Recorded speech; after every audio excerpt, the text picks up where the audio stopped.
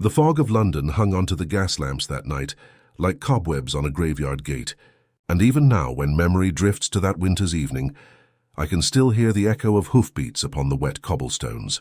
It was a night when the city itself seemed to shake beneath the weight of hidden truths, and when a simple knock upon our Baker Street door would pull us into a matter both dark and important. For beneath the quiet surface of a craftsman's workshop, where simple books were sewn and bound, there lay a secret that could shake reputations, rattle the pillars of society, and threaten the safety of lives. I, Dr. John Watson, faithful companion to Mr. Sherlock Holmes, bear witness to that tale, and I set it down here that it may be remembered not merely as a puzzle solved, but as a night when shadows spoke louder than daylight. If you, dear listener, find yourself captured by these memories and wish to follow us deeper into the smoke-covered mysteries of London, I would invite you most warmly to stay with us. Subscribe, share, and return again. For within these stories lie not only mysteries, but glimpses into the heart of an age, and it is my hope that you shall walk beside us through them all. It was on a raw evening in late November that the incident began, one of those nights when the London fog rolled in so thick that the street lamps glowed like faint stars seen through gauze.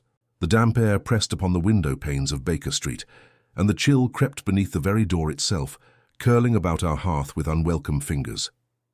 Holmes was seated cross-legged upon the rug, his long hands cradling his violin, from which he drew a low, restless tune that struck me as both sad and expectant. He was in one of those moods where the music seemed less for pleasure than as a spell, a weaving of sound to summon the next challenge to his mind. I had been deep in the day's edition of The Strand.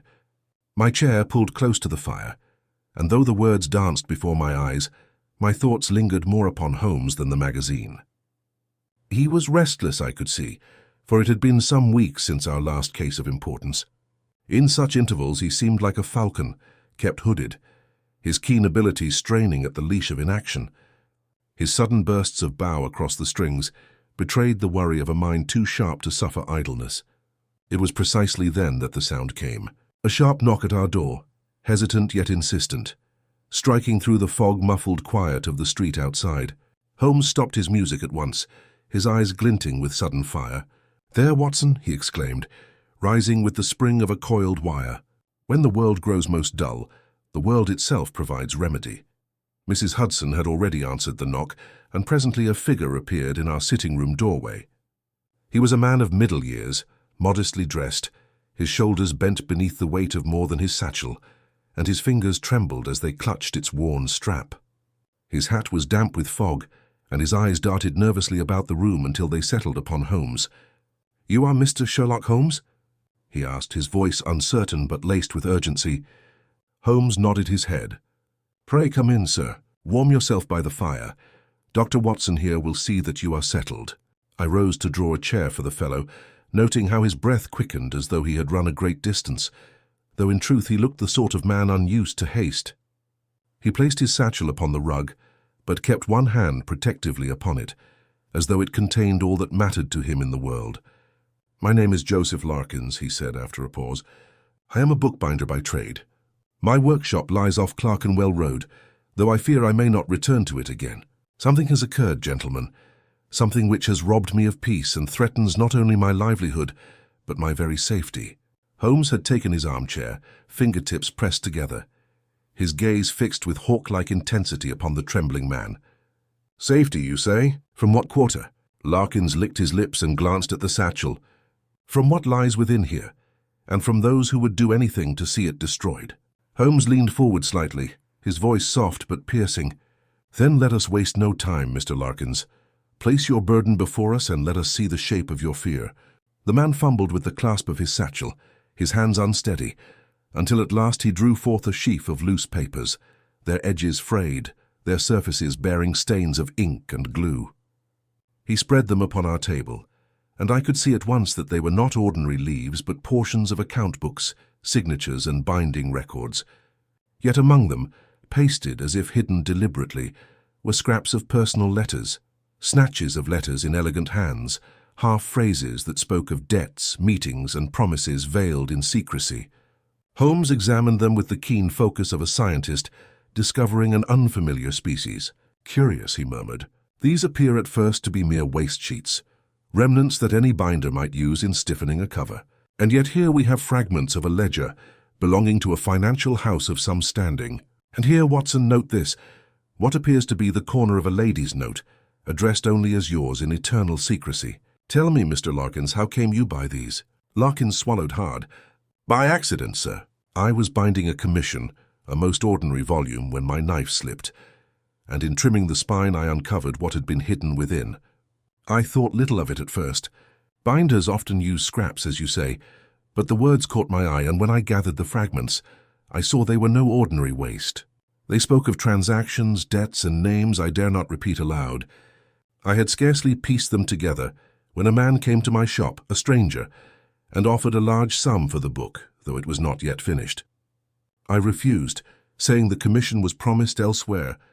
That night I was followed home, and the next morning my door was marked with chalk.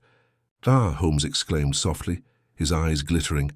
"The old signal of warning, Watson. You see how quickly the cobweb trembles when one touches its center. And so, Mr. Larkins, you feared for your safety, and sought me out." "Yes, sir, for I know not whom to trust. Scotland Yard would dismiss me, thinking me a fool, and yet I am certain that I have stumbled upon some dark affair. I beg you, take these fragments, examine them, and advise me what to do." Holmes rose and paced the hearthrug, his brow furrowed in thought. "Your instincts are sound, Mr. Larkins. There is more here than idle letters. You were right to come, but mark this. By placing these in my hands, you place yourself in my protection, and it is a mantle I do not lay aside lightly." Larkins's shoulders sagged with relief, though fear still lingered in his eyes.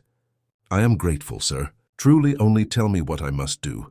Holmes halted suddenly, his lean figure outlined by the glow of the fire. "You must do nothing save return home by a different route, and keep your shop closed for the present. Watson and I shall follow this trail, for already I see the outline of a conspiracy that stretches far beyond the bindings of a humble volume.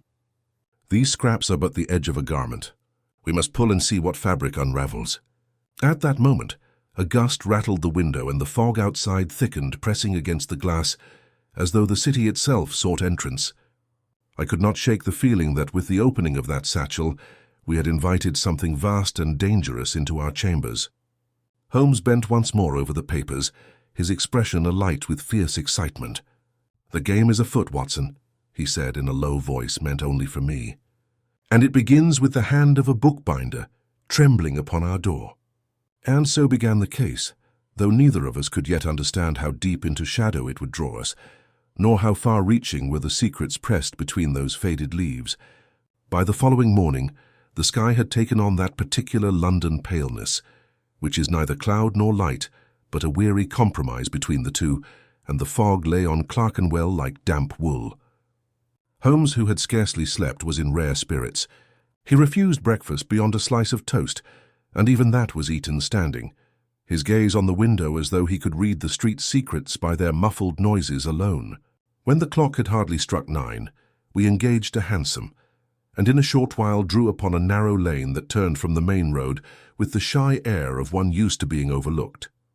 There, between a tinsmith and a seller of second-hand spectacles, we found the modest front of Joseph Larkins, bookbinder and restorer, the gilt lettering on his window dulled by years of breath and soot. The bell tinkled faintly as we entered, and the air within met us like an old glove. The clinging scent of hide glue and paste, the faint sweetness of paper dust, a suggestion of tobacco that had been smoked secretly and absorbed by the leather rather than enjoyed by the man. The shop's front was but a shallow entry dressed for propriety, some red-backed family Bibles, a few prayer books in brown calf, a ledger or two that looked overly anxious to be considered new. The true workshop beyond a half-door spoke in sterner tones. Sewing frames stood guard along a bench. A plough and lying press occupied the central table. A nipping press, black and firm, crouched at the far wall beneath a row of paring knives kept to a cruel edge. Rolls of cloth and leather were stacked like soldiers on a shelf, and a scatter of offcuts lay upon the floor, where shoes had pressed them into leaf-shaped fossils of work already done. Larkins awaited us with a look that moved between gratitude and dread. He had shut his shutters to the street, and his eyes moved to them whenever a cart rattled by.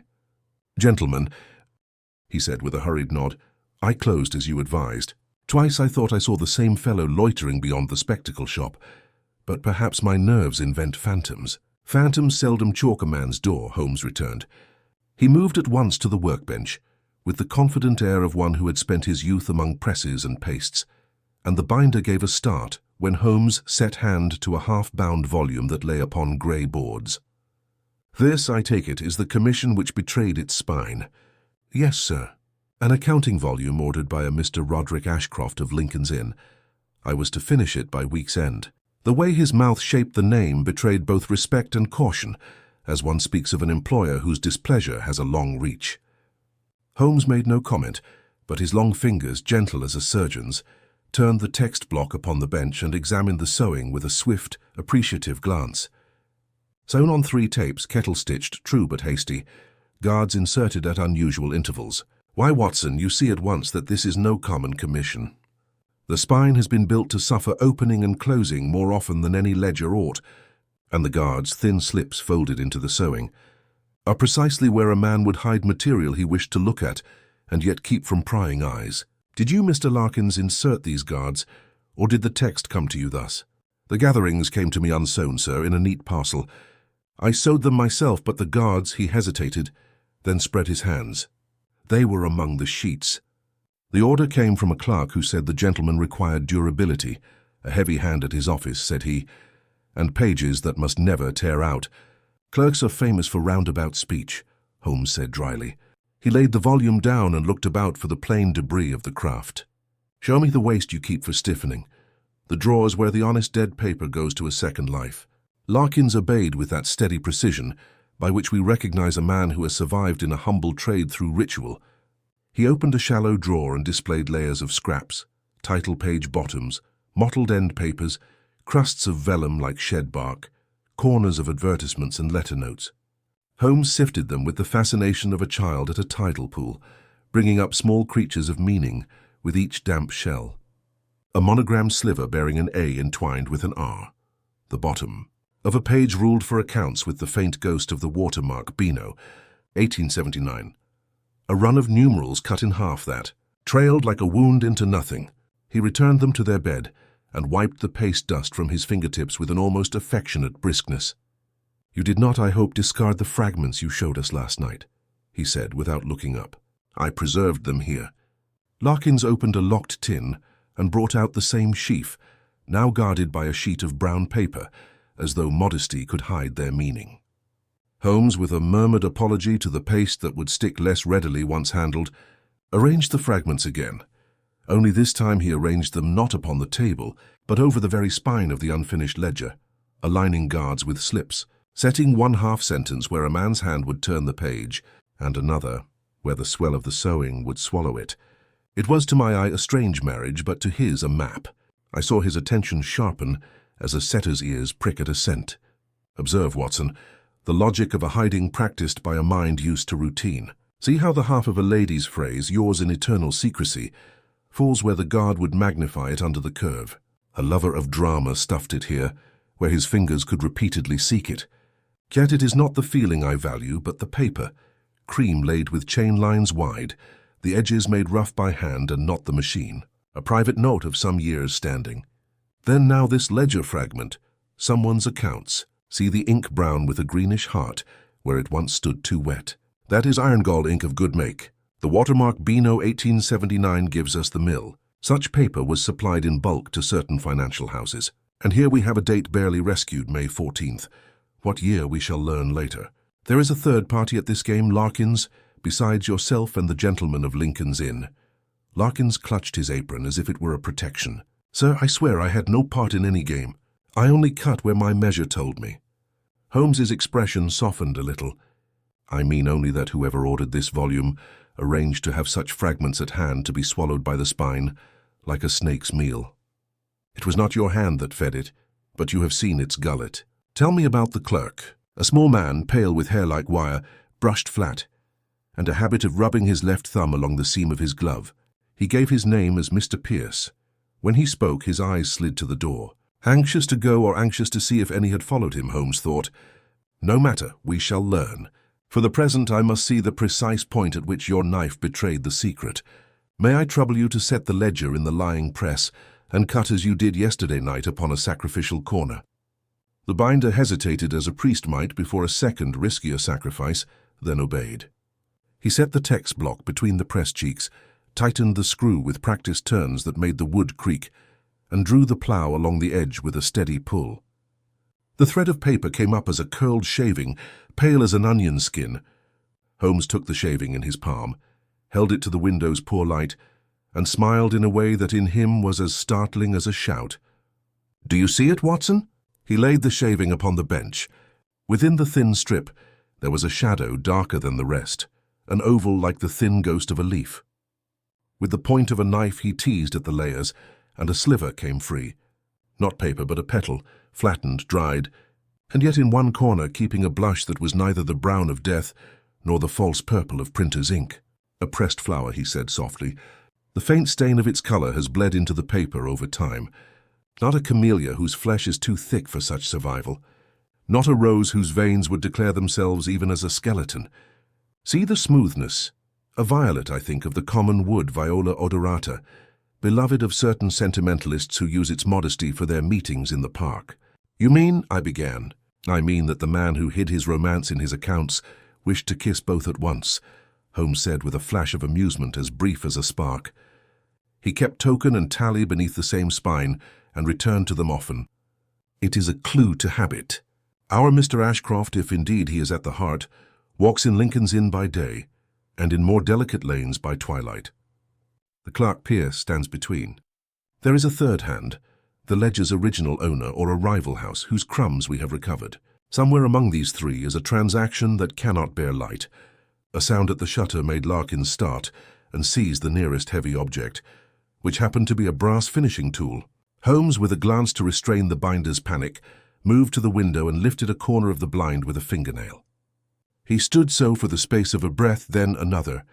When he returned to the bench, his manner had cooled as if a little winter had been let in with the peak.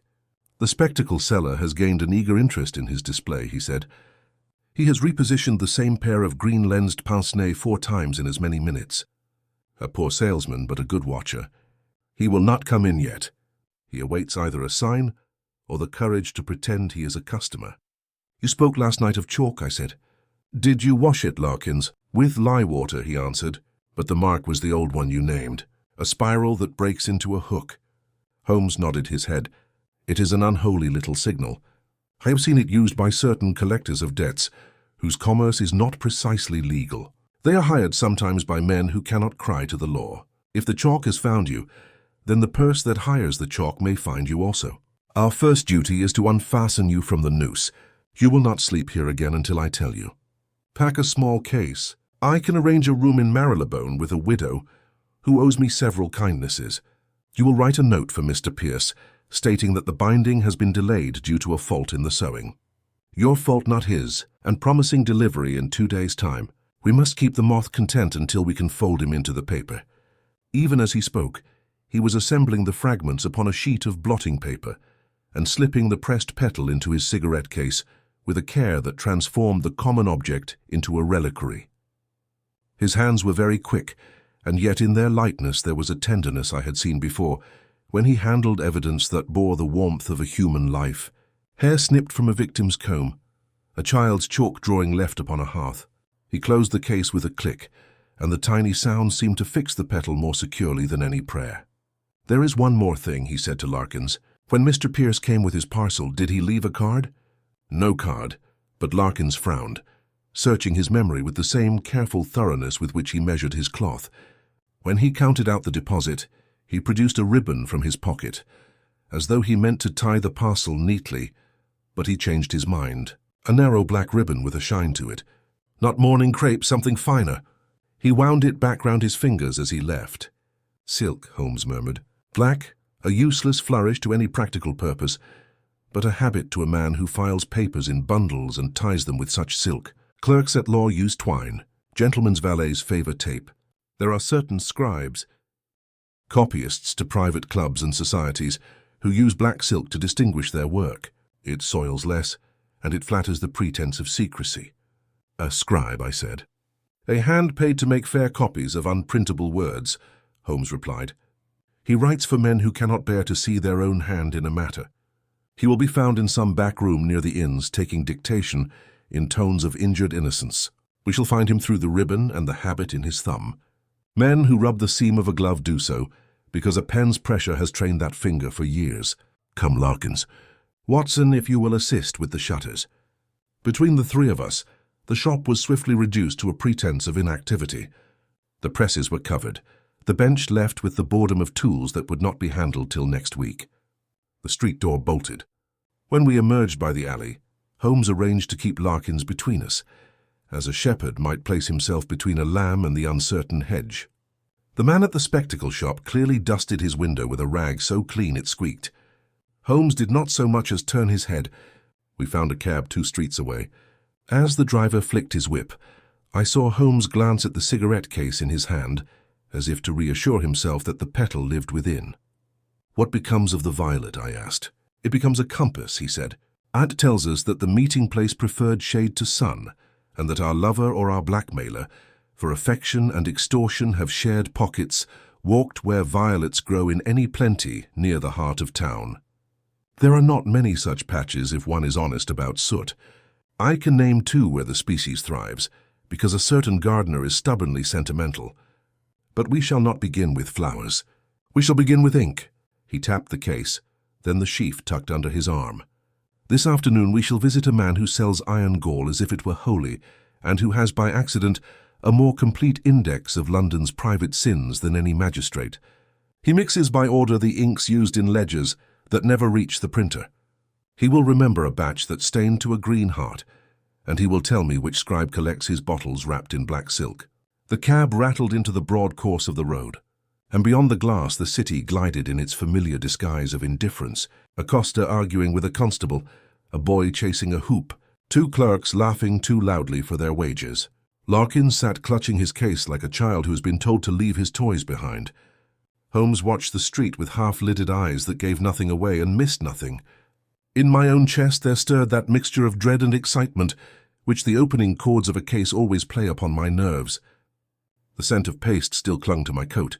Somewhere a church bell counted the quarter, and the fog thickened as if to preserve the city's privacies a little longer. We set Larkins safe in Marylebone with a widow whose discretion had been tested and never found wanting. Holmes left a word with her, and a signal that would bring him at any hour should anyone so much as sniff at the door. Then, with the petal in his pocket and the sheaf under his arm, he turned our steps toward Holborn, with the air of a man who has set his thumbnail against a knot and intends to worry at it until the cord yields. The street ran west like a grey ribbon, and the hooves of our next cab beat a sober measure, as if the city itself were keeping time for us. The fog had scarcely lifted by the time we reached Holborn, and the morning clatter of carts seemed subdued, as though the city itself knew better than to speak too loudly of the matters whispered in its chambers. Holmes guided me through the throng with that peculiar stride of his, neither hurried nor idle, but with the firm certainty of a man whose compass points to truth rather than north. He bore under his arm the sheaf of fragments salvaged from Larkins's workshop, and the little cigarette case containing the violet petal remained snug in his pocket, its presence lending him, I thought, a curious air of satisfaction. Like a huntsman who knows the scent will not be lost. We turned into a narrow street off Chancery Lane, where the buildings leaned upon each other as if conspiring, their upper windows so close one might have shaken hands across. There we entered a stationer's shop of mean appearance, though within it smelt more of secrets than of paper. The air was heavy with the sharp tang of iron gall ink, and the faint sweetness of sealing wax mingled with the stale odour of lamp smoke that clung to the rafters. Behind the counter, a thin fellow with a bald pate and spectacles perched upon the very edge of his nose, looked up, and for a fleeting instant his eyes widened with something like fear. "Good morning, Mr. Chivers," Holmes said pleasantly as though greeting a friend at his club. "We require a word with you concerning your inks." Chivers licked his lips and adjusted his spectacles. "My inks, sir? I sell what every stationer does. Black, blue, and the occasional green. What else is there to say?" Holmes set down one of the ledger fragments upon the counter. The blot of iron gall ink upon it glowed faintly greenish in the dim light, like a bruise upon the page. "There is this to say. This stain was born of your hand, Mr. Chivers. For you alone in this quarter, supply the mixture that yields such a tint after a year's passing. I know it, you know it, and so I imagine does the man who purchased it from you. The stationer's mouth opened, then closed again like a fish gasping in shallow water. You are mistaken, sir. Come, come, Holmes said softly, leaning forward. We both know better.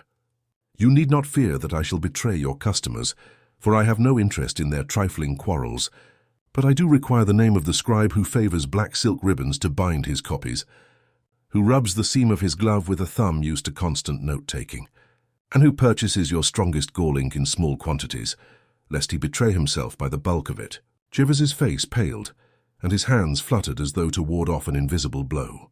I cannot, sir. My business depends upon discretion.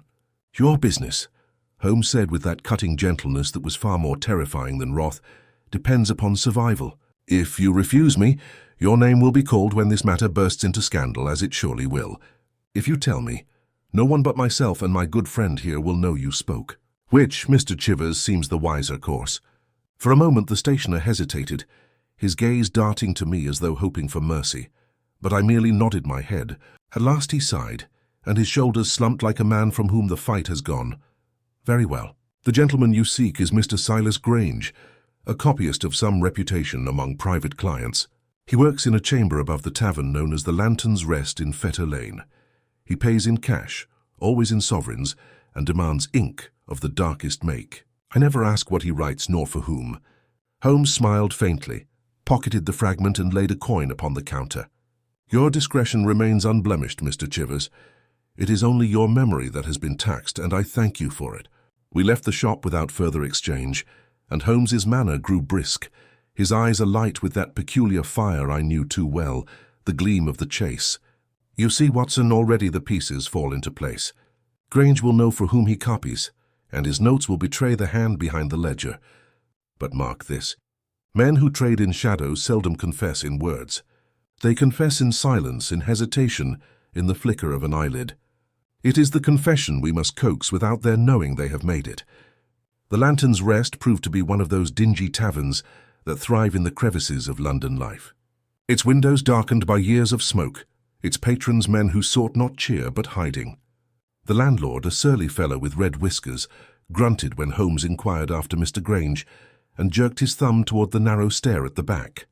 We ascended, the steps creaking underfoot until we reached a door upon which was painted in flaking letters, Grange, copyist. Holmes knocked lightly, and a voice within bade us enter. The chamber was small, its ceiling sloping, its walls lined with shelves of foolscap and ledger paper. At the center stood a desk littered with quills, inkpots, and sheaves of neatly stacked pages, tied with black silk ribbon. Behind it sat Silas Grange, a gaunt man with a face as long and pale as parchment, his black hair combed flat against his skull, and his eyes as cold as the ink in which he dipped his pen. You are Mr. Grange? Holmes asked, bowing slightly. I am. And you are clients, perhaps? Clients, Holmes said smoothly, or investigators, which depends upon how you answer a question or two. Grange's lips twitched, though whether from amusement or unease I could not tell. I write what is given me, nothing more. If you seek secrets, gentlemen, you have climbed the wrong stair. Holmes took a step forward, his gaze never leaving the man's face. Then tell me, Mr. Grange, what manner of patron binds his commissions with fragments of letters and ledgers, hiding pressed flowers between the gatherings? What gentleman of Lincoln's Inn requires your ink so dark that his heart bleeds green and your ribbons so black they might as well bind confessions for the grave? For the first time I saw Grange's composure falter. His pen stilled, the tip dripping ink onto the blotter, and his eyes flicked without thinking to the shelf behind him, where a bundle tied in black ribbon lay noticeably alone. It was but a fraction of a second, yet to Holmes it was thunderous. Ah, Holmes murmured, so it is Ashcroft after all, and you have made fair copies of more than ledgers for him. Perhaps letters, perhaps agreements never intended for daylight. Do not trouble to answer. Your silence speaks more clearly than words. Grange's jaw clenched, and he set his pen aside with a careful calm that fooled no one. You overreach, sir. My trade is my own affair. You will leave now. Holmes bowed again with a courtesy that was almost mocking. We shall leave, Mr. Grange, but the pages you bind will not remain forever hidden. Paper is a most fragile vault for secrets, and even silence cannot preserve them eternally. As we descended the stair, I leaned close to Holmes. "You have learned nothing solid, Holmes." He denied all. Holmes gave a short laugh. "Denied? My dear Watson." He confessed more in silence than another man might in a flood of words. "Did you not see his eyes leap to the shelf?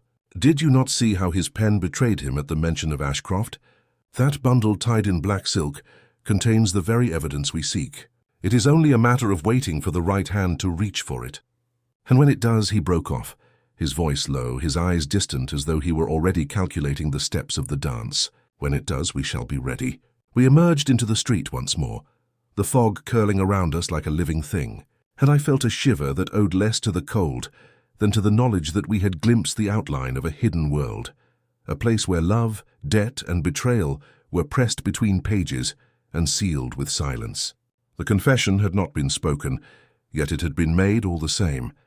The following evening found us abroad once more, for Holmes had determined that our investigation must now descend into the lower arteries of the city, where whispers run freer than coin. The fog had thickened again, a damp curtain against the lamps, and the gaslight scattered in yellow halos upon the slick stones. There is a peculiar quality to London by night, when its grandeur retreats behind locked doors, and the skeleton of the city, all bone and sinew, thrusts itself upon the traveller. It was into this skeleton that Holmes led me, his stride unwavering, his lean silhouette cutting sharp against the mist. We passed down Fetter Lane, where Grange had kept his chamber, but Holmes did not pause there. Instead, he drew me into a narrower turning, a place known by the locals as the Street of Lanterns. It was a miserable alley, lined with taverns and coffee houses that never saw daylight sober, and whose windows glowed with a feverish light that made the fog shimmer red and gold. Lanterns of every kind dangled above the doors, some paper, some glass, some mere tin with slits, cut into crude patterns, so that the air itself seemed to burn with shifting colours. The effect was eerie in the extreme, like walking through a gallery of ghostly fires, each promising warmth, but giving only smoke. Holmes walked slowly now, his eyes roving from face to face. Here were men hunched over mugs, their voices low. There a woman leaned from an upper window, her laughter forced and hollow. Farther along, a group of lads whispered in tones that ceased the instant we drew near. The cobbles were slick with refuse, and the stench of gin hung heavy. Yet Holmes appeared strengthened, as though this atmosphere, so foreign to my own comfort, was to him a library in which every glance and gesture was a volume to be read. At last he halted before a tavern whose lantern bore the crude image of a hand grasping a book. The sign swung upon rusted hinges, creaking as though it too were whispering secrets. Holmes pushed open the door without ceremony, and we entered. The interior was dim, the air foul with tobacco and the sourness of spilled ale. A handful of patrons clustered about the tables, while a fiddler sawed indifferently at his instrument in the corner. Holmes guided me to a bench at the far wall, his voice scarcely above a murmur. "Observe, Watson, men do not gather here to drink only. They gather to exchange news, favours, threats. The very name of this street comes from the lanterns which serve as signs. Each colour, each shape has its meaning." I glanced about, and saw indeed that the patrons shifted their eyes not merely toward the counter, but toward the doorway, as if awaiting someone. Presently a man entered, broad of shoulder, with a scar running from his temple into his beard. He wore a dark coat too fine for his company, and yet his manner betrayed no unease. He moved with the confidence of one who knew he was feared. Holmes's gaze fixed upon him at once. "That, Watson, is no mere drinker. Note the cut of his coat. It is the work of a respectable tailor, though worn deliberately unbrushed. His boots are scuffed, yet the soles are new. He is a man who straddles two worlds, the parlour and the alley. I dare say his name is already upon my tongue, but let us see him confirm it." The man strode to a table where he was greeted with muted nods. He spoke little, but when he did, the others leaned close, their expressions wary. Presently a boy entered, carrying a small parcel wrapped in brown paper. He laid it before the scarred man, who untied it with care. I glimpsed within a handful of papers, and upon one of them, though it was but for an instant, I thought I saw the same black silk ribbon we had observed in Grange's chamber. Holmes's hand tightened upon my arm. "There, Watson. The thread runs through." I could not contain my curiosity. "Who is he, Holmes?" Holmes's lips curved in a faint smile. "That, my dear fellow, is Mr. Caleb Finch, once a clerk of Lincoln's Inn, now turned broker of secrets. He traffics not in coin but in knowledge, and men fear him as they fear the gallows. He was expelled years ago for forgery, but rather than vanish, he prospered in shadow. It was inevitable his path should cross with Ashcroft's. Mark him well. Finch is a man who binds others with invisible chains. We remained at our bench, feigning indifference. Yet I confess my heart beat faster as the scene unfolded. Finch leafed through the papers, his brow furrowed, then gave a curt nod. The boy departed at once, and Finch tucked the parcel into his coat. For a moment his eyes swept the room, and I felt the chill of his gaze pass over us like a blade. Holmes, however, merely sipped at the thin ale he had ordered, his face a mask of idle thought. When Finch rose to leave, Holmes stood as well. "Come, Watson, our night's work begins." We followed at a careful distance as Finch threaded through the lantern-lit alley. The colours of the lamps flickered upon his coat, casting him now in crimson, now in sickly green, like a man walking through a succession of disguises. He turned suddenly into a narrower lane, and I feared he had detected us. But Holmes pressed a finger to his lips and motioned me onward. At the far end of the lane stood a shuttered house with no sign, its windows dark. Finch knocked thrice upon the door in a peculiar rhythm, paused, then knocked twice more. The door opened, and he disappeared within. Holmes drew me into the shadow of a doorway opposite, his voice barely audible. "You saw the signal, Watson. This house is no tavern, yet men come and go at night. It is a den for the exchange of those papers which cannot be shown in daylight. Inside, Finch delivers Ashcroft's secrets to those who will pay in silence." A sudden cry echoed from within the house, a muffled argument quickly stifled. Then all was quiet again. Holmes's eyes shone with fierce excitement. "There is danger here, Watson, but also the heart of the matter. We shall not force entry tonight, for the ground is not yet prepared. But remember this house, this street, and that scarred face. The pattern is taking form. Ashcroft, Grange, Finch, each a hand upon the thread, binding it tighter. Yet it will unravel, and soon." We withdrew into the fog, our footsteps hushed by the damp stones. Behind us the lanterns glimmered like watchful eyes, and I could not shake the sense that they had observed our every move. Holmes walked with the calm of a man who has glimpsed the machinery of the case at last, but in my own breast there stirred a weight of foreboding. For though the night had given us knowledge, it had also shown us the type of the men arrayed against us, men who trafficked in silence and shadows, and who would not hesitate to strike if threatened. As we emerged onto the broader road, Holmes turned to me, his voice low yet certain. "We have touched the web, Watson, and it quivers. Tomorrow we must draw nearer to the spider." The morning broke with a pale gleam through the fog, as though the sun itself were reluctant to intrude upon London's weary secrets. I found Holmes already at the table, his breakfast untouched, his eyes fixed upon the fragments Larkins had entrusted to him. The violet petal lay beside them, fragile as a whisper, and his long fingers hovered above it as though it were both evidence and relic. He did not look up as I entered, but said in that tone of suppressed excitement which told me his mind had worked through the night, "The hand that bound these pages, Watson, is no longer merely metaphor. It is a hand of flesh and blood, and we must discover to whom it belongs." I poured myself some coffee and waited, knowing better than to interrupt the flow of his thoughts. At last he rose, took up one of the ledger scraps and held it to the light. "Observe the figures here, clumsy, cramped, the ink too heavily laid. Yet beneath the clumsiness lies precision, the same downward flourish upon the numeral 7, the identical loop upon the 3. It is not an amateur's hand, but a practiced one disguised. Such hiding betrays fear, and where there is fear there is guilt. You believe the handwriting is deliberate disguise?" I asked. "Undoubtedly. And yet disguise is often more revealing than honesty. I have compared these loops with signatures in the law directories, and one matches. Roderick Ashcroft, solicitor of Lincoln's Inn, a client in name, but I fancy the villain, in fact. It was his commission that drew Larkins into peril, and his fear that bound scraps of his life within the spine of a ledger." Holmes paced the room, the energy of revelation charging his every stride. "But we must have proof stronger than guessing, Watson. Handwriting alone is but a reed upon which to lean. We must bind him with a chain of his own accounts. There is a book, an original ledger that contains the full record of transactions hinted at in these fragments. Finch has it, or Grange, or both. But first, We must test Larkin's workshop once more. I suspect our binder has been used as more than a craftsman. He has been the silent accomplice of hiding. Within the hour we were again in Clerkenwell, the fog pressing close about us like damp velvet. Larkins met us with anxious eyes, yet seemed steadier now that Holmes had taken charge of his fate.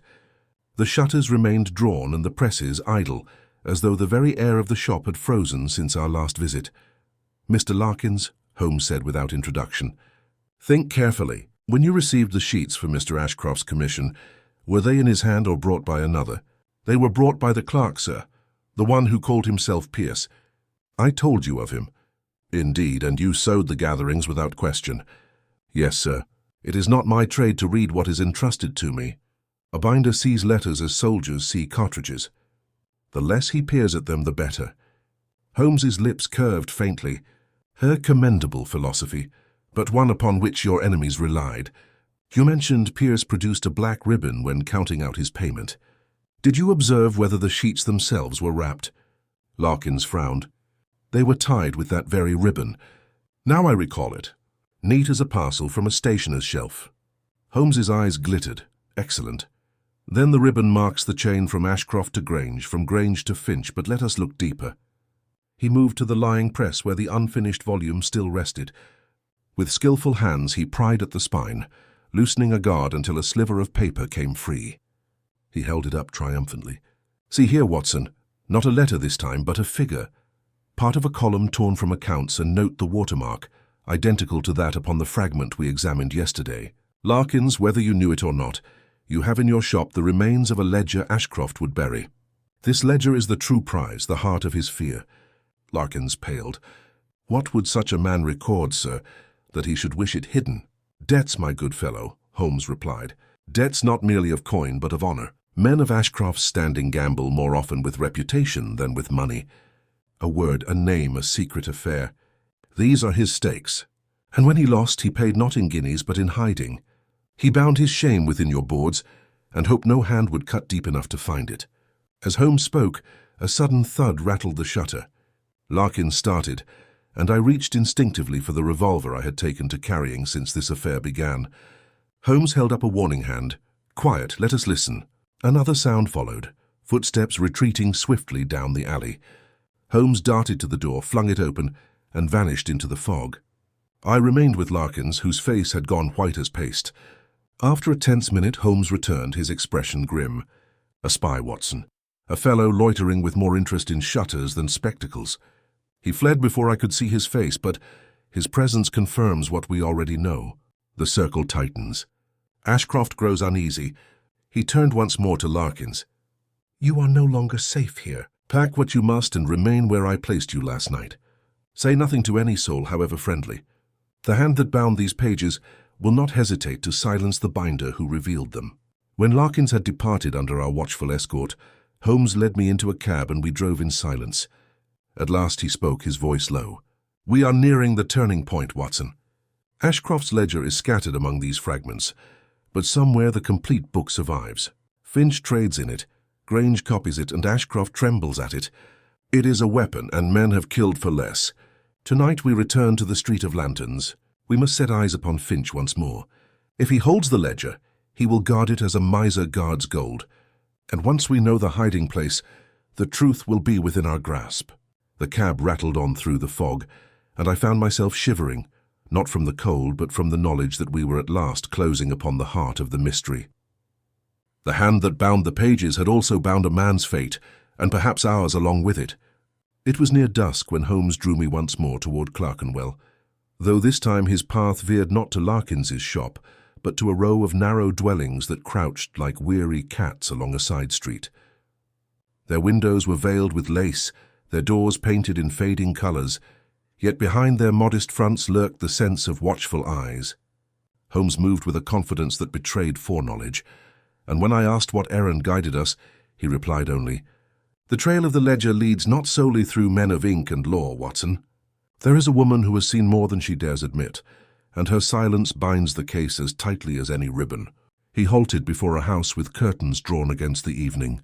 A faint glow from a lamp within revealed the outline of a figure at the upper window. She did not move when we approached, but I felt her gaze upon us as surely as though she had called out. Holmes knocked upon the door, and after a moment it was opened by a maid, whose nervousness was written plain upon her face. "My mistress is indisposed," she murmured. "Inform her," Holmes said with quiet authority, "that Mr. Sherlock Holmes desires but a word. If she refuses, I shall speak in the street loud enough for her neighbors to hear." The maid hesitated, then disappeared, leaving us in the dim hall where the smell of lavender clung to the air. Presently she returned, and with a reluctant nod admitted us to a parlor that bore traces of former elegance, now edged with neglect.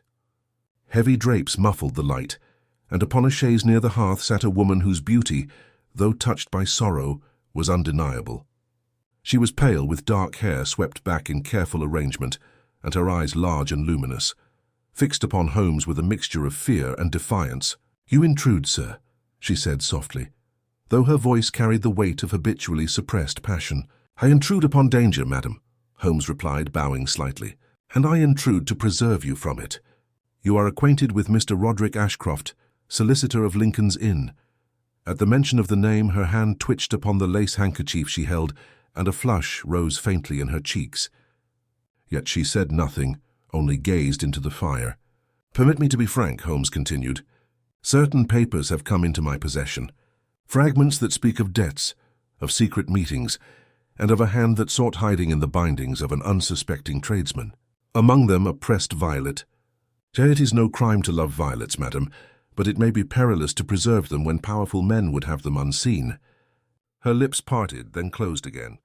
At last she whispered, "You know too much." "I know little," Holmes said gently, "but I observe much." The violet bespoke a meeting not in some sordid alley, but in a place chosen for its sentiment. St. John's Garden, perhaps, where the beds are tended with care despite the city's grime.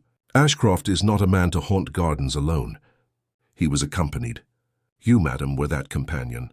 Tears welled in her eyes, but she did not deny it. Instead, she rose abruptly and crossed to the window, parting the lace just enough to peer into the street below. For an instant, the lamplight caught her profile, and in that fragile silhouette I read a story of devotion and dread. "If he has enemies," she murmured, "they will come for me as well. Already I see faces lingering by the railings, men who vanish when I look twice." Holmes joined her at the window, his voice low. "Then you must trust me, for your silence will protect no one. Tell me what you know of the ledger." She turned toward him, anguish plain upon her features. "It began with money, of course.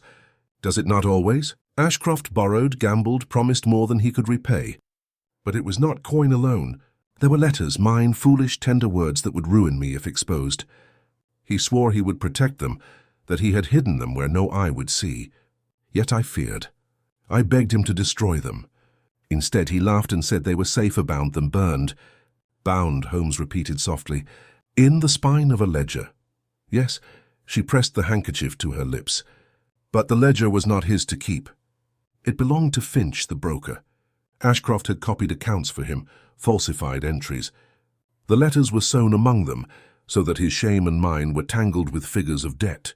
Finch discovered the trick, and now he holds them both against him, against us. Her voice broke, and she sank once more upon the chaise. Holmes stood motionless, his gaze fixed upon her with that rare expression of compassion I had seen but seldom. Then he said, "You have been more wronged than guilty, madam. Your honesty may yet save you, but you must remain within until I return. Draw the curtains, admit no one, and trust that I shall guard your secret as fiercely as Ashcroft has betrayed it." She looked up at him then, and for the first time there was something like hope in her eyes. "You will help him even after what he has done." Holmes's face hardened. "I shall help justice, madam. If Ashcroft can be spared, so much the better. But if his ruin is the price of truth, it must be paid." We departed soon after, leaving her framed once more at the window, a pale figure behind lace watching us vanish into the fog. The street outside seemed colder than before, as though her sorrow had seeped through the bricks themselves. As we walked, Holmes spoke in that measured tone he used when shaping deductions into certainties. "There, Watson, is the heart of the matter. Ashcroft bound not only his debts, but a woman's honor within that ledger. Finch, discovering the device, now wields it as a weapon. Grange the scribe makes his copies, and the chain is complete. It is delicate ground we tread, for we are not dealing merely with crime but with reputation, an intangible thing more fragile than glass and more dangerous than steel. I said nothing, for my mind lingered upon the woman's face at the window, and upon the cruel cleverness of a man who could bind affection into a book only to see it wielded as a threat. Holmes quickened his stride. "Tonight we must return to the Street of Lanterns. Finch will not keep his prize idle, and if he intends to strike, he will do so soon. We must be ready, Watson. The web is spun tightly now and the spider stirs. And so with the fog thick about us and the gas lamps burning dim, we pressed onward, the image of the woman at the window still haunting my thoughts, her half-spoken words echoing like a confession not yet fully uttered. The next day dawned bleak and unsettled, the fog lying lower upon the river than I had ever seen it, so that the barges crept along like shadows without substance. Holmes was restless, pacing the length of our sitting room with his hands clasped behind his back, pausing only to strike a match and relight the pipe that had burned itself to ashes. His eyes, bright with a suppressed energy, followed every sound from the street below, as though the world itself might intrude with the next clue. "It is in the press already, Watson," he said at last, halting before the hearth. "Mark me, by evening the Strand will be full of it. Rumours are the city's true currency, and already Finch and his circle spend it lavishly. The ledger itself may not yet be revealed, but whispers of its contents will circulate like wildfire. Let us go and see what form they take." We took a hansom westward, the wheels rattling over the damp stones as the fog drifted in pale wreaths about the lamps. The Strand, that thoroughfare of letters and law, hummed with its usual traffic of clerks, barristers, and errand boys. Yet a curious tension seemed to fill the air, as if every man who brushed past us carried a secret upon his tongue. Holmes guided me into a coffee-house frequented by journalists, a dim chamber where the smoke of a dozen pipes hung thick as a canopy. He seated us at a corner table from which he could survey the room without himself being observed. It took little time to confirm his prediction. At the next table, a pair of young reporters bent their heads together over proofs, their voices lowered but urgent. "It concerns a gentleman of Lincoln's Inn," one whispered, "a solicitor of some repute. They say certain letters exist which, if published, would ruin him utterly." The other grinned. "And the lady, a name whispered already in the clubs, if my ear be true, a widow of fair beauty, too well known to pass unremarked." Holmes sipped his coffee, his expression unreadable, but I saw his eyes flash at the mention. He had no need to tell me that the lady was the very woman at the window. Another voice rose from across the room, this time a clerk in earnest conversation with a printer. "The ledger is said to contain more than letters, accounts falsified, debts concealed, even the names of creditors in high places. If it were brought to court, it might shake not one man but half a dozen." Holmes leaned toward me. "You see, Watson, Finch has loosed the rumour, yet withheld the proof. It is a masterstroke. The city now quivers with suspicion, and each man who owes Ashcroft a favour trembles lest his own name appear. Finch need not publish the ledger. Its mere existence is a weapon." We remained in the coffee-house for some time, listening as the whispers grew, repeated and embroidered with every retelling. By noon the tale had acquired details wholly made up. Ashcroft had embezzled from the courts, said one. He had sold secrets of state, said another. The truth was already buried beneath invention. Yet all the inventions pointed to the same conclusion, that Ashcroft was compromised and that his ruin was near. When at last we returned to Baker Street, Holmes threw himself into his chair with a rare expression of frustration. "The difficulty, Watson, lies not in discovering the truth, but in restraining falsehood. A reputation once stained spreads its shadow faster than I can follow. If Finch is allowed to continue, the woman will be destroyed. Whether or not the ledger ever comes to light, we must act. His opportunity came sooner than we expected." Toward evening, a telegram arrived, its envelope smudged as though by hurried fingers. Holmes tore it open, and as he read, his face sharpened with interest. "From Lestrade," he said briefly. "He asked me to meet him at Bow Street at once. There has been a disturbance involving Mr. Roderick Ashcroft himself." We lost no time. At Bow Street station, we found Inspector Lestrade in his accustomed brisk humour, though his eyes betrayed the weariness of a man who has dealt all day with the untrustworthy. "Ah, Mr. Holmes," he said, "you are just in time. Your solicitor friend has been making himself notorious. Found him in the Strand shouting at a newsboy who had dared to hawk a sheet hinting at scandal in the inns. Ashcroft seized the papers, tore them to shreds, and would have struck the lad if a constable had not intervened. He raved about conspiracies and blackmail, declaring he would silence the whole press if need be. We have held him for the night, more for his own safety than for any charge. But I thought you would wish to know.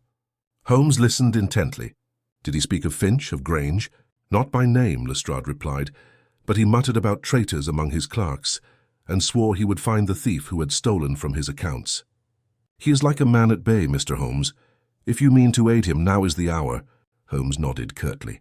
Thank you, Lestrade. Keep him under guard, but let no reporter near him. If he speaks publicly, all is lost. As we departed, Holmes turned to me with that quick, eager step that always betrayed the scent of pursuit.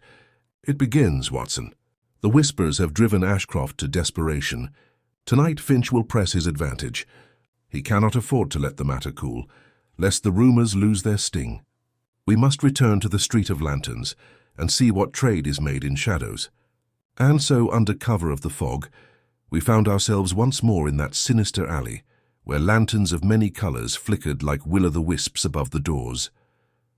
The taverns were crowded, the air thick with muttered bargains, but Holmes's eyes fixed upon one house alone, the shuttered dwelling into which Finch had vanished before. A faint light glimmered through the cracks, and we saw figures enter and depart in silence, each carrying some folded packet, each glancing over a shoulder as if the very fog might betray them. Holmes drew me into the shadow of an archway, his hand upon my arm. There, Watson. The press may chatter, but here the truth is exchanged. Finch is selling his silence parcel by parcel. Every man who fears the ledger pays for the chance that his name will not be the one exposed. Even as he spoke, Finch himself emerged, his broad shoulders outlined against the lantern light, the scar upon his face visible even in shadow. He carried a case beneath his arm, and his expression was one of grim triumph. Holmes's eyes gleamed. The ledger is within that case, Watson. I would stake my violin upon it. But we cannot take him here. He is too well guarded. No, we must set the snare and draw him into it. As Finch strode away into the fog, Holmes's voice dropped to a whisper meant for my ear alone. Tomorrow we bait the trap, and if fortune favors us, we shall at last lay hands upon the book that binds them all. The fog had lifted by morning, leaving the city raw and glistening, every cobble wet with last night's dew. A pale sun struggled through, but it gave little warmth, casting instead a harsh clarity upon the pavements and rooftops. I awoke to find Holmes already in possession of the day, his lean frame bent over a map of London, spread upon our table. He had placed small pins upon it, red, black, and white, marking the dwellings of Ashcroft, Finch, Grange, and the quiet house of the woman at the window. The city is a web, Watson, he said without looking up, and in this web runs a single thread binding together debts, betrayals, and a book. We must pull upon it until the spider shows himself. He tapped the map with a long finger. Finch holds the ledger. Grange copies its venom into clean pages. Ashcroft trembles, and the lady is caught between loyalty and ruin. But the thread itself, the very proof, lies within that book. We must seize it, not in violence, but by craft. Finch trusts no man, yet greed compels him. Tonight we offer him bait he cannot resist. What bait? I asked. Holmes's eyes glimmered with that peculiar light that always heralded risk. The promise of silence. Men such as Finch value silence more than gold, but they mistrust it unless written. I shall become for one night the scribe of silence. Before I could question further, he drew forth a sheaf of foolscap already covered in his neat spidery hand. A contract, Watson, promising that Ashcroft's debts will be settled if Finch delivers the ledger itself. It is false, of course, but Finch will not know it. He will imagine Ashcroft desperate enough to pay, and he will come to see if he may exchange the book for gold. That evening we returned once more to the Street of Lanterns. The air quivered with anticipation, for word of the scandal had already spread beyond the Strand. Even the roughest dwellers of the alley spoke of a gentleman ruined, a woman betrayed, and a book that could topple men of law from their pedestals. Lanterns swayed above us like watchful eyes, as Holmes led me into the same tavern where Finch had held court nights before. Finch arrived with his usual swagger, the scar upon his cheek catching the lamplight. He greeted none, but sat at a table apart as though to remind all that he feared no company. Holmes waited until the moment ripened, then rose and crossed the room with quiet assurance. I followed, my heart pounding at the boldness of his plan. "Mr. Finch," Holmes said, nodding his head with perfect composure, "I believe you are in possession of an article most precious to Mr. Roderick Ashcroft, a ledger of some importance. He wishes its return. I am empowered to offer terms." Finch's eyes narrowed, though his lips twisted into a half-smile. "And who might you be?" "An intermediary," Holmes replied evenly, producing the folded contract. "Here are the conditions. In exchange for the ledger, Ashcroft will provide immediate payment and guarantee that no action will be taken against you." "Silence, sir." "Written and sealed." Finch took the paper, unfolding it with slow care. His eyes ran swiftly over the lines, and though he betrayed no emotion, I observed the tightening of his jaw and the faint quickening of his breath. At last he folded it again and slipped it into his coat. If I held such a ledger, why should I part with it for coin? There are greater profits in whispers than in guineas. Holmes leaned forward slightly, his voice pitched low. "Because whispers die, Mr. Finch. Today the city speaks your name in admiration. Tomorrow it will forget you as it forgets all. But the man who possesses the ledger itself, intact and unharmed, holds more than whispers. He holds command. Deliver it to me and you will have gold and safety. Refuse, and the very men who now buy your silence will turn upon you when it suits them. The web you spin will strangle its maker." For a long moment Finch stared at Holmes, his eyes glittering with calculation. Then, without a word, he rose and strode from the tavern. Holmes watched him go with the serenity of one who has already foreseen the outcome.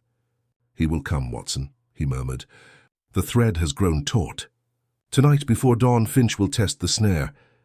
We waited in a hired chamber overlooking the alley, the fog thickening once more, until the lanterns glowed like embers adrift upon smoke. Near midnight, the sound of footsteps reached us, deliberate and heavy. A shadow detached itself from the fog, and there was Finch, the scar stark upon his face, a case beneath his arm. He paused at the door below, glanced about, then slipped inside. Moments later, a knock came at our chamber. Holmes admitted him with calm courtesy, as though receiving an expected guest. Finch set the case upon the table and opened it. There, bound in calfskin, worn smooth by years of handling, lay a book of such ordinary look that I could scarcely believe it the object of so much dread. Yet Holmes's eyes shone as he turned the pages, for within them was the very fabric of the conspiracy, accounts falsified, debts shifted from name to name, and among the figures slips of letters pressed as though to mock the very honesty of the binding. Finch watched with a predator's patience. "Well, sir, do we strike a bargain?" Holmes closed the book and set it down with slow care. "The bargain, Mr. Finch, is not with me. It is with justice, and justice, I regret to say, has already claimed its due." At that instant, the door opened again and Inspector Lestrade stepped in, 2 constables at his heels. Finch sprang to his feet, fury blazing in his eyes, but Holmes raised a hand. "Spare yourself the struggle, Finch. The game is done. The ledger is here. Your hand is upon it, and the law has witnessed the moment." For a second I thought the man would leap at Holmes, but then the fight drained from him, leaving only a grim resignation. The constables seized him, and he was led away, muttering curses. When silence returned, Holmes stood with the ledger in his hands, his face alight with both triumph and something graver. "Here it is, Watson, the binding thread. Within these pages lies the ruin of Ashcroft, the sorrow of a woman, and the record of crimes that may stretch farther than we yet imagine. But it is not for us to decide their fate. That, alas, belongs to the world beyond our little sitting room." He slipped the violet petal between the leaves, as though to mark the place where sentiment and secrecy had entwined, and closed the book with a soft thud that seemed to echo like the tolling of a bell. The following days passed in a strange suspension, as though all London were holding its breath. Finch languished in custody, railing against betrayal, yet offering little of substance. Grange had gone to ground, his chamber abandoned, save for the ashes of a hurriedly doused fire, and Ashcroft himself paced the narrow cell at Bow Street, alternately demanding his release and pleading that the ledger be destroyed unread. In our rooms at Baker Street, the calfskin volume lay upon Holmes's desk like a relic, its presence both a triumph and a burden. Holmes regarded it with the weary fascination of a man studying a venomous serpent. "Within these pages," he murmured one evening, "lies the ruin of more than one man. Ashcroft, certainly, but others also, men whose names are woven into the fabric of the city. To thrust this before a court would be to tear away more than a mask, It would strip bare the machinery of power itself. Justice, Watson, is seldom blind. She squints through whatever lens society provides her. "And what lens shall we offer?" I asked. He tapped the book. "One fashioned by necessity. We cannot merely surrender the ledger to the Yard. If the entire content were to be published, the innocent would be dragged down with the guilty. No, the truth must be wielded like a scalpel, not a bludgeon. We must choose what to reveal and to whom." Even as he spoke, a knock sounded below. Moments later, Mrs. Hudson ushered in Inspector Lestrade, whose expression bore the weary gravity of a man pressed by forces greater than himself. "Mr. Holmes," he began without introduction, "I have orders from higher up. Ashcroft is to be released. They claim the matter is a private affair, not fit for the courts. There are names in that ledger, sir, names too weighty for the likes of me to touch. My superiors would sooner the book be burned than see it before a magistrate." Holmes's lips curved in a smile without mirth. "Precisely as I anticipated. And yet, if the book were destroyed, Finch's associates would declare it a forgery. Ashcroft would trumpet his innocence, and the woman," his voice softened for an instant, "the woman would remain at their mercy. No, Lestrade, the book must serve once more, but under my hand." That night Holmes laid out his plan. We would not deliver the ledger directly to the Yard, nor consign it to flames. Instead, we would use it to draw forth the last conspirator, Grange the scribe. "He is the only one yet at liberty," Holmes explained. "He has the skill to copy and the nerve to vanish, but he lacks the ledger itself. His livelihood depends upon reclaiming it. If we display the bait, he will come." Thus the trap was set. Holmes arranged for word to reach Grange through carefully chosen channels, that Finch had betrayed his partners, that Ashcroft was soon to stand before the magistrate, and that the ledger itself had been carelessly left at Baker Street under the casual guard of a physician. "Your presence, Watson," Holmes said with a gleam, "will give the story the ring of truth. A man would not doubt the honesty of a doctor." We waited. 2 nights passed, the book noticeably displayed upon the desk, while Holmes feigned sleep in his chair, and I maintained a vigil that grew more tense with every tick of the clock. The street outside was hushed, the fog muffling the clatter of hooves and the cry of the newspaper boy. On the 3rd night, near the hour of 2, a faint creak upon the stair told us the snare was sprung. Holmes's eyes met mine for an instant, and then we feigned slumber once more. The door eased open, and in slipped a shadow, gaunt and silent. By the lamplight, I recognized the pale face of Silas Grange, his eyes glittering with desperation. He crossed the room with cat-like steps, reached for the ledger, and at that very instant Holmes sprang to his feet, the revolver in his hand gleaming in the lamplight. "Not so, Mr. Grange," he said softly. "The hand that copies in darkness must now write in light." Grange froze, his fingers still upon the calfskin cover. For a moment his composure faltered, and I saw the hollow beneath his bravado, the fear of a man caught between ruin and exposure. Then he drew himself upright, his lips curling in a sneer. "You cannot prove a word, Holmes. That book will damn Ashcroft, not me. I am but a servant of the pen." Holmes's gaze was unwavering. "A servant who tied his copies with black silk ribbons, who purchased inks too fine for mere clerks, who profited not by wage, but by threat. No, Mr. Grange, your silence has spoken more loudly than your pen. The law may falter, but truth has already caught you." At a signal, Lestrade stepped from the adjoining chamber, constables at his back. Grange started, then sagged as the futility of resistance dawned upon him. He was taken without struggle, though his eyes burned with a hatred that promised vengeance if ever fortune favored him again. When they had gone, Holmes stood motionless, the ledger still upon the desk. He touched it lightly as though it were a living thing. "It is finished, Watson. The net has closed. Finch is bound, Grange is silenced, and Ashcroft must face the reckoning of his own conscience, which may yet be harsher than any court." He closed the book with a decisive snap. And yet he paused, his expression darkening, and yet I cannot escape a sense of sadness, for this was not a crime of blood, but of secrecy, not of violence, but of betrayal. No man has died, yet reputations will perish, and with them perhaps the happiness of those who trusted unwisely. I could find no words to answer. Outside, the first light of dawn stole across the fog, and the city stirred once more. But within Baker Street, the atmosphere remained heavy, as though we had turned the final page of a book that left us with more sorrow than satisfaction. Holmes placed the ledger into his drawer, locked it and pocketed the key. Tomorrow, Watson, the world may read a dozen versions of this tale in the morning papers, but the true story, the binding thread, will remain here between us until time itself has bound our own lives into silence. The morning that followed seemed oddly hushed, as if the city had wearied of its own voice. The thin rain had washed the fog into a finer veil, and Baker Street wore the meek expression London puts on when it hopes to be forgiven. Holmes rose late by his standards and took no breakfast. He sat at the window with his violin lying mute across his knees, his gaze turned inward to regions I could not chart. The drawer that housed the ledger remained locked. The small key rested upon the mantel as if it too were an exhibit in the matter, a sliver of brass that had learned more of human nature than most men ever do. Toward noon, Inspector Lestrade arrived, his boots clean, a sign he had taken a cab, and his expression that particular mixture of duty and discomfort which tells of orders received from quarters one does not name.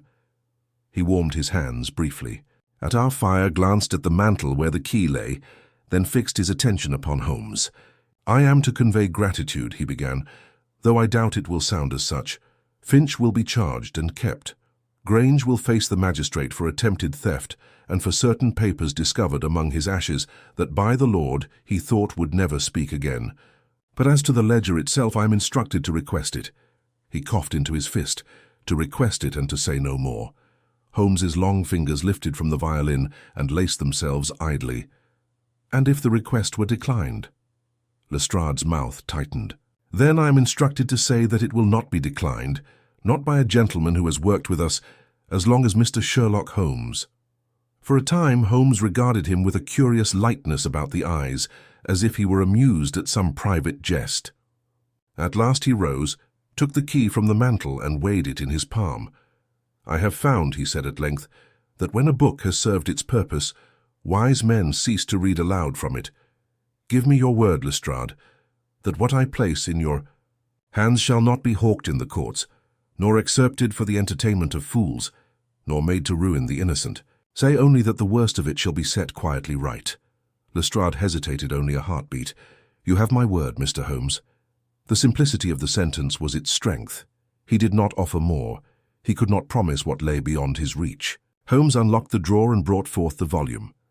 Its calfskin looked no different from 100 ledgers I have seen mouldering on office shelves, and yet when he set it down upon our table, there was a gravity in the air, as if we had placed a stone upon a scale and waited to see which way the beam would tilt.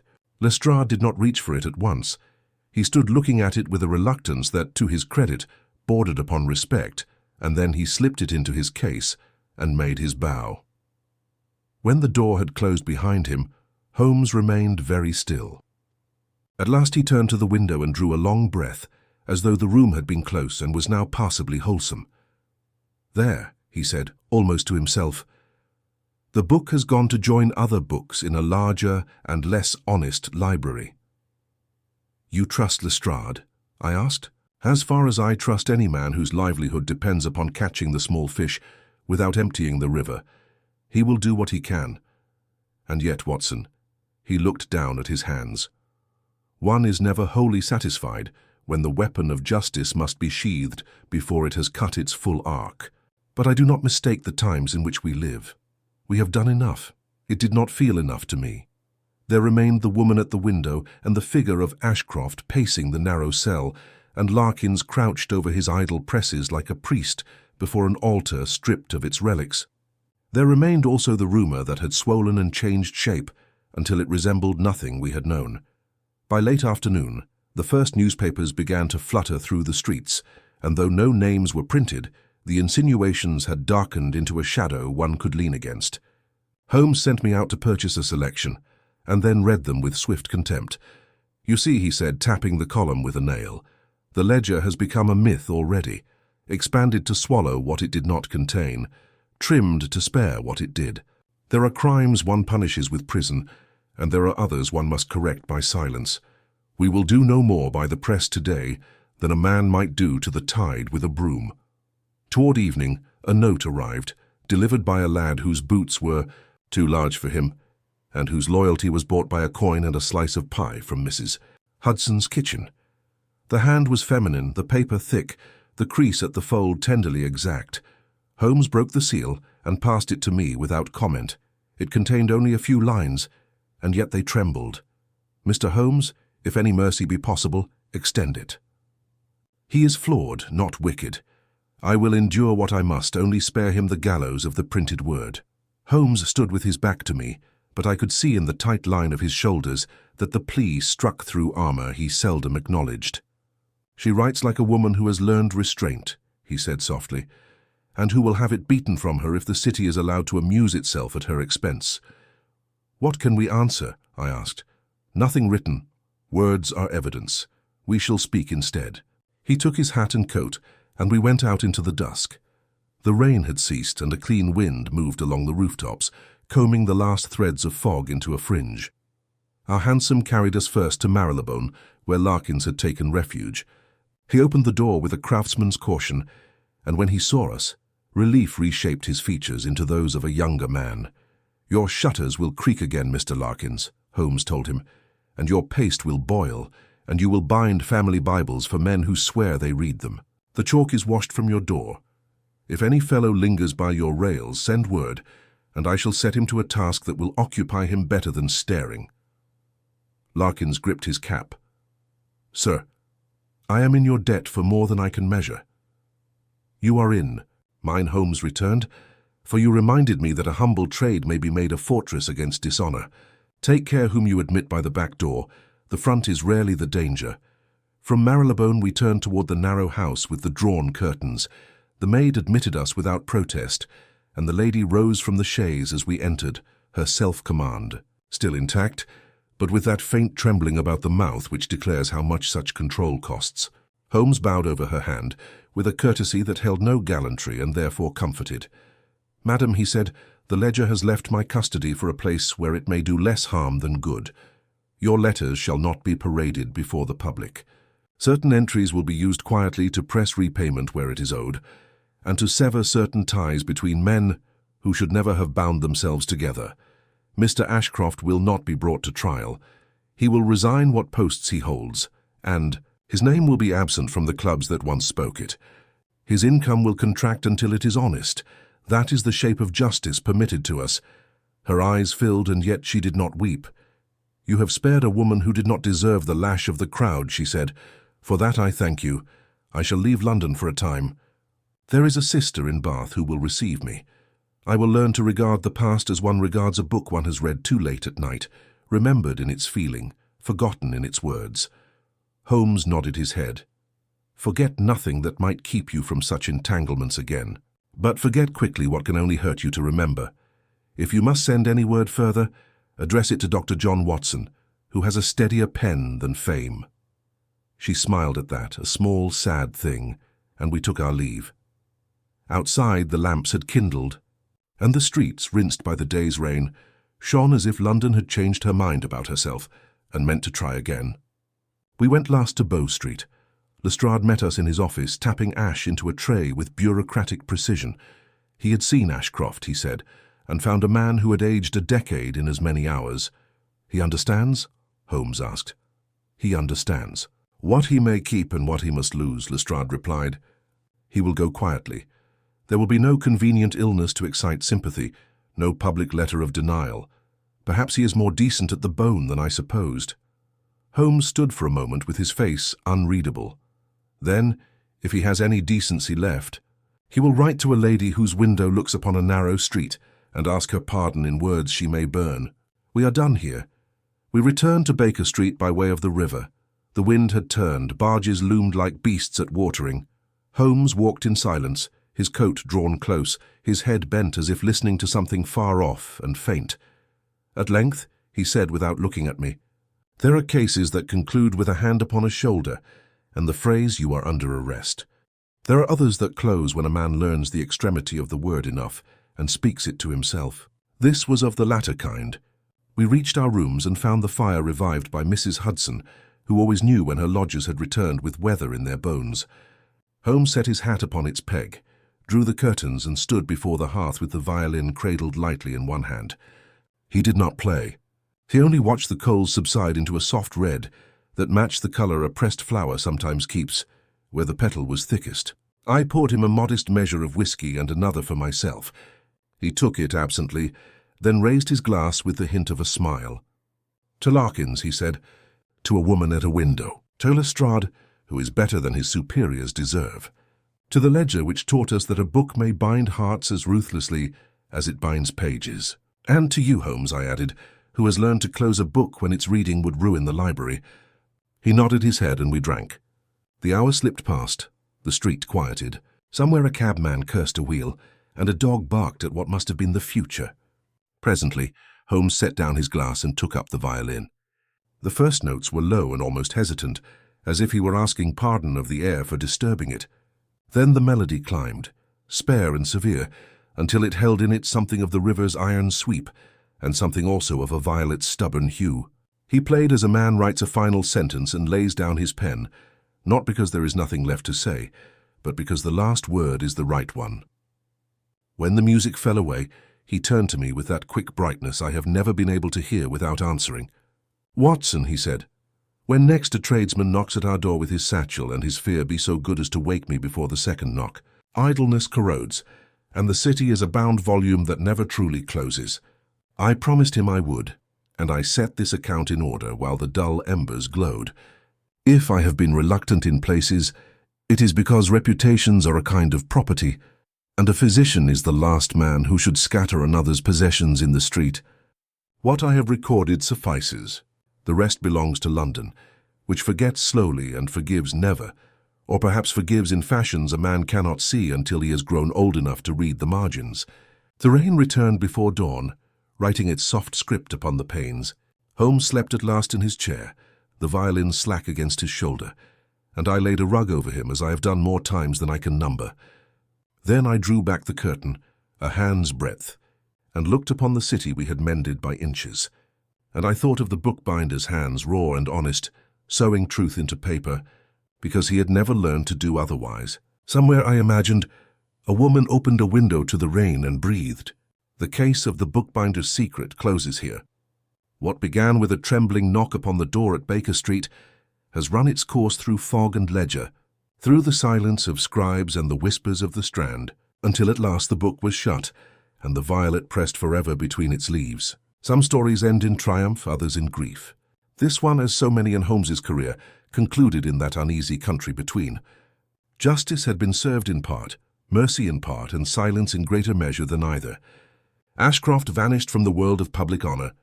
The woman withdrew into quietness. Finch and Grange faced the iron law, and poor Larkins returned to his honest paste and presses. And Holmes himself. He turned again to his violin, to his pipe, to the restless waiting for another summons in the night. For though one book had been bound and closed, London was a library without end, and each fog-bound morning would bring some new chapter to his desk. So it is that I, John H. Watson, set down this record with the conviction that while the pages may fade, the truth of them remains. In Baker Street's rooms the fire still glows. The hansom still waits in the street below. And Sherlock Holmes, ever watchful, stands ready to open the next case whose secret dares the light.